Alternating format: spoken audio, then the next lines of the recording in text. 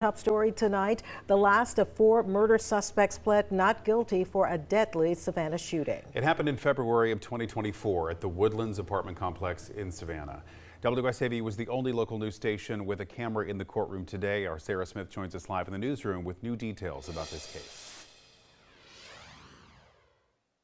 Well, after reviewing court documents, we learned that this murder happened after those 4 suspects planned a meeting with the victim to buy drugs and allegedly attempted to commit an armed robbery, and shots were fired. Arraigned in this matter. Yes, Judge, we're entering a plea of not guilty.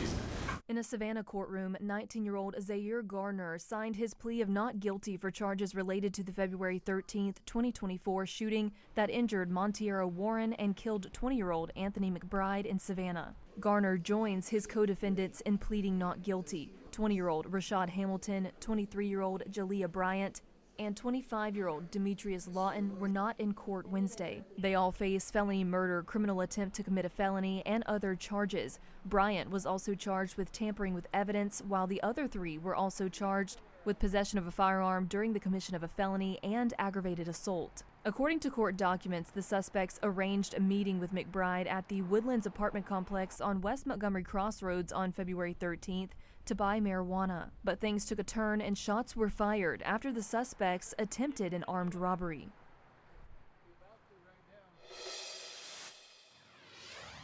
All 4 suspects are expected back in court in April, and they will be tried in court together. Live in the newsroom, I'm Sarah Smith, WSAV News 3, on your side. Sarah, thank you. New tonight, a Rincon man faces multiple charges after allegedly exposing himself at several Pooler businesses last Friday. Police in Pooler say 37-year-old Clarence Wright Jr. is charged with public indecency, child molestation, escape, and obstructing law enforcement. Authorities say Wright allegedly exposed himself at 4 businesses on February 20th, including Panera, Sonic, Ross Dress for Less, and Sam's Club. At Panera, police say Wright approached a woman, mother and infant, touched the baby's arm, and then exposed himself. At Sam's Club, a woman reported Wright had his pants down while offering to help with groceries. A separate report came from Sonic, where a woman saw a man with his pants down at the drive-thru while she had 3 children in the car. He was ultimately arrested outside the PetSmart after a 4th incident was reported, this time at Ross Dress for Less. He is awaiting formal charges. More victims are coming forward in a serial stalking case in Savannah. We now have new video showing one of the suspects, Nathaniel Crawford, outside a store at the Oglethorpe Mall on January 12th. In the video, a woman is inside the store while investigators say Crawford is seen pacing outside before it opens. Deputies with the Chatham County Sheriff's Office say he later approached her, making lewd comments and threats. They say he targeted another store clerk in a separate incident and appears to be wearing the same shirt seen in other cases. Crawford was denied bond again in court, and his case has now been moved to Superior Court. Investigators say the number of victims has now reached double digits, and they believe more may still be out there. Deputies are also searching for a second suspect, who is the man in this picture here. If you have any information, call investigators at 912-644-5136. Some new developments to tell you about now. The second suspect in a brutal beating in Pooler is now behind bars. Ronnie Scott appeared in court today in connection to a violent attack caught on camera in August of 2024. The video shows a group of people assaulting someone in the Walmart parking lot off Pooler Parkway. Scott was denied bond, with the judge saying he poses a danger to the community and is at risk of reoffending. His next court date is scheduled for March 24th. There has been a new arrest in connection to a high-profile electronics theft in Savannah. Police say Zaire Gardner was taken into custody by the Savannah Police Department and appeared in court today. He now faces multiple charges, including theft by taking, theft by receiving stolen property, and a probation violation. A judge denied bond during his first appearance. This comes as part of an ongoing investigation into a $40,000 theft at a local Best Buy, where police say employee Dorian Allen helped several people walk out with merchandise without paying, claiming he was being blackmailed with nude photos of himself. 2 of the now 7 suspects have been denied bond. 4 have been released on bond. A nursing home on Tybee Island is back up and running after health concerns forced its kitchen to shut down. The Chatham County Health Department says the cafeteria at the Rosewood Nursing Home, formerly known as Oceanside Care Center, was shut down following a complaint-driven inspection. You may remember WSAV's previous reporting where loved ones and former caregivers raised concerns about living conditions at the facility, including allegations of mistreatment. During the latest inspection, officials identified several problems, including a lack of hot water, a significant water leak, and in ownership. Well, health leaders say those water issues could not be fixed within the required time frame, forcing the facility to shut down its kitchen and temporarily switch to catered meals for residents. Since then, the facility has addressed the most urgent problems and submitted the proper ownership documentation. A provisional food service permit was issued, allowing staff to resume preparing meals on site. The health department says the nursing home now has up to 60 days to fix any remaining issues. We have reached out to the home for comment and have not heard back. A proposed transformation of Savannah's Civic Center is taking shape with new details on how the space could better serve the community for decades to come.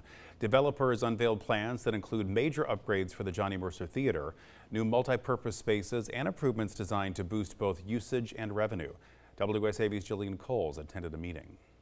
Curious Savannah residents filled the Martin Luther King Jr. ballroom to hear a proposal detailing what developers believe should happen to the remaining facilities in the building and what could replace this soon-to-be demolished arena. John Ferris, managing principal at AMS Planning and Research, led that study. We talked to a bunch of people in the community, we fielded a survey, we did a bunch of market research, and the answer is that, yeah, there's plenty of possibility if we renovate the building, if we renovate the Johnny Mercer Theatre.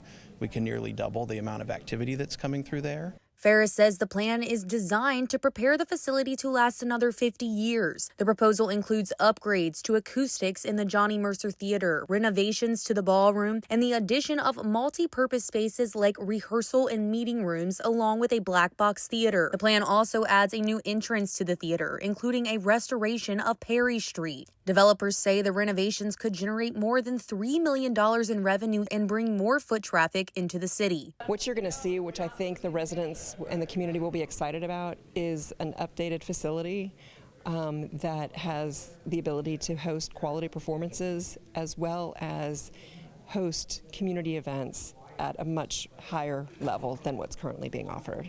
Savannah native Donna Myers says she feels the city has been listening to the community and appreciates that the plan is focused on residents rather than tourism. It's a plan that embraces the needs of the community. It looks at what the residents, the people who call Savannah home, it looks at what they need, what they want, making it accessible and usable and affordable to them. Developers say they will take feedback from this meeting into consideration before handing this project off to an architectural design team. Jillian Coles, WSAV News 3, on your side. Midtown residents are pushing back after 5G small cell poles began appearing in their neighborhoods. Now, Alderman Nick Palumbo says he's calling for a review of how this project moved forward. Nearly 40 small cell 5G poles could be installed across Midtown neighborhoods, including Ardsley Park, Chatham Crescent, and Habersham Village. Residents say many of the towers went up just feet from property lines without any notice. City documents show Crown Castle's proposal was scheduled for review by the Metropolitan Planning Commission last August, but Alderman Palumbo says homeowners never had the chance to weigh in before construction began. The part where it's going to make your blood boil, it expressly prohibits your local government from requiring a public hearing before they go up in your yard. It is illegal for us to come together and talk about this at City Council, and I think that's ridiculous. Palumbo points to a 2019 state law, Senate Bill 66, that limits local oversight of small cell installations, and he's formally requesting a pause on new permits while the city reviews its ordinance.